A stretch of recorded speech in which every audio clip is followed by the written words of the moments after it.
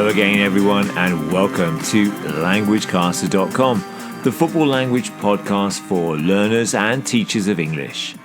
I'm Damien, and I'm based here in London, and where the weather is a little chilly, actually. And, of course, the other member of the LanguageCaster team is Damon, who is based in Tokyo in Japan.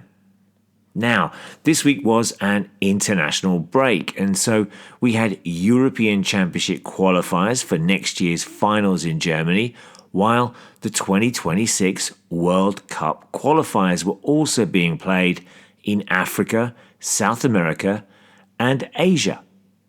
So, on this week's podcast, we will be looking at some of the language from the good, the bad, and the ugly from some of those international matches, while we will also be looking at some language used when a ball hits the crossbar, including rattle, hit, shave, cannon, and smack against the bar. Você está escutando languagecaster.com. Yes, that was from a Brazilian fan, and we will be featuring Brazil in the bad section of our good, bad and ugly part of the show as we look back at some of the language that emerged from the November international break. Before we take a look at the stories, here are some of the words and phrases that you will hear. Number 1, respective histories. This means both countries' histories. So when we use respective, it refers to two separate things that share something. Number 2, to top the group. This means to lead or to win the group. See also the phrase to top the table. Number 3, standings. And this refers to the position that a team finds itself in the league or division. Number 4, an ill-tempered match. And this is a bad-tempered game where both sides behave badly. Number 5, the Seleção. This is the nickname of the Brazilian national team. Number 6, showpiece.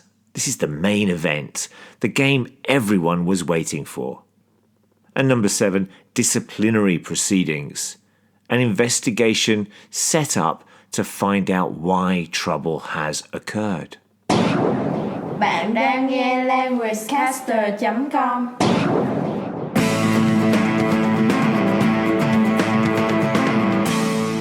The good. Okay, let's take a look at some of the good stories from the recent November international break.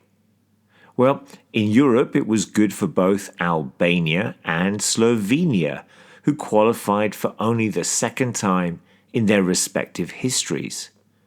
Albania topped Group E, while Slovenia finished level on points with Denmark in Group H to qualify for the first time since 2000. It was also good for Uruguay in their CONMEBOL South American World Cup qualifiers, after they won twice to move into second place in the table, with one of those wins coming away in Argentina. The Marcelo Bielsa managerial effect is clearly working for the Uruguayan side. And we should also mention the Comoros national team after they recorded 2 victories in the African qualifiers, that's CAF, including a home win against one of the strongest teams in the region, Ghana. I wonder if we'll see Comoros in their first ever World Cup in 2026. The bad. Well, it was a bad week of qualifying for Brazil, who are now in 6th place in the South American standings, which is the final qualification spot, after they were defeated twice over this international break.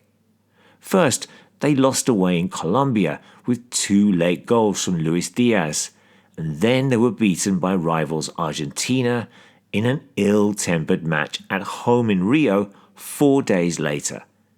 This was the first time that Brazil had been defeated in a home qualifier in their history, while it was also their 3rd defeat in a row. Bad times for the Seleção. The ugly.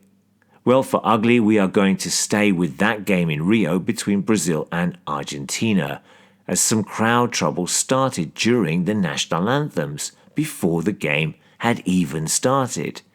The teams had to leave the pitch for 10 minutes, meaning there was a delayed start to the big showpiece game. FIFA have since opened disciplinary proceedings against both Argentina and Brazil, which may mean future punishments. Pretty ugly scenes indeed. Merhaba beyler, ben Türkiye'den Mert. Şu anda Language Caster dinliyorsunuz. Sevgiler. Okay, let's take a look at a phrase that I heard a couple of times over the international break: to rattle the crossbar or to rattle the woodwork. This is used to describe a really hard shot hitting the crossbar or the goal frame in a fairly direct manner, and this then makes the bar move or shake from the impact because of the vibrations. If the verb rattle is used to describe a shot that hits the bar, then it suggests that the shot was hit with power. We might also hear onomatopoeic terms such as smack against the crossbar or cannon against the crossbar, which also suggests that the shot was hit with power and that we can hear the sound of the ball hitting the bar. These are different from the phrases shave or graze the bar, which are shots that might be hit with power, but they suggest that the ball did not fully hit the bar, but instead clipped the top or the side of the bar or the frame of the goal. Here are a couple of examples. Number one, both Bologna and Empoli rattled the frame of the goal along with other clear-cut chances, but nobody was able to find a winner at the Stadio Dallara. And this is from Football Italia from 2022. And the second example comes from TNT. Kingsley Coman was at the forefront of Bayern's second goal chase, as he first had a flicked header from a corner rattle the crossbar. 皆さんは languagecaster.com を聞いています。 Now don't forget that you can find out more about the phrase rattle the crossbar and other words linked to the goal frame and woodwork and hundreds more football language phrases by coming along to our football language glossary here at languagecaster.com. Unasikiza languagecaster.com. Okay, if you have any questions or comments, then drop us an email at admin@languagecaster.com, and you can also look out for us on Facebook, Twitter, and on Instagram, while we are now posting material on our new YouTube page. Come along and say hello. We also have a football language forum where you can ask and answer any questions you have on the language of football. And recently we've had questions around the phrases cat and mouse and to work the keeper or to work the defense.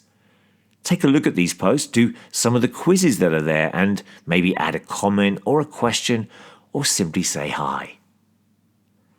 Don't forget to subscribe to our football language podcasts. Recently here at LanguageCaster, we have posted some on the recent Copa Libertadores final, in which Fluminense won their first ever continental title. We also have posted some new phrases on our site, including to be at it and to rescue a point. Just come along to find these and more language learning resources. Je luistert naar languagecaster.com. Yes, you are listening to LanguageCaster, and that message was from a Dutch football fan. And well done to the Netherlands for qualifying for the Euros next summer in Germany. Don't forget there's a transcript for this short podcast with lots of vocabulary support. If you look at the post on our site, you can see that we explain lots of the meanings of these words in the transcript. So come along and have a look. Okay, that's it for this podcast, in which we look back at some of the good, the bad, and the ugly from the recent international break. Remember the phrases respective, to top the group, standings, and an ill-tempered match. Of course, we also explain the phrases rattle the crossbar, rattle the woodwork, and also to shave or to clip the bar. Let us know if you hear any of these phrases in any language over the next week.